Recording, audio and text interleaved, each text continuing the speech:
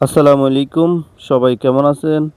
এই মুহূর্তে যে ভিডিওটা দেখতেছেন আপনারা, এটা একটি মাদ্রাসা, সিন্দুরপুর ওদুদিয়া মাদ্রাসা। আর এই মাদ্রাসার অবস্থিত হচ্ছে ফেনী দাগনভূঞা সিন্দুরপুর ইউনিয়ন, সিন্দুরপুর বাজারে এই মাদ্রাসা অবস্থিত। এই মাদ্রাসাটিতে আমাদের চন্দ্রপুর, শেকান্তপুর, নারায়ণপুর, দিলপুর, পায়ারো, সৌরভপুর এবং কি গতমখালি অনেক ছাত্রছাত্রীরা এখানে পড়াশোনা করে। কিন্তু এই ভবনটির দেখেন কি নির্মম। এই ভবনটির দেখেন দেওয়ালগুলো ভেঙে ভেঙে পড়তেছে, কারো চোখে পড়ে না। দেখেন কি এক অবস্থা।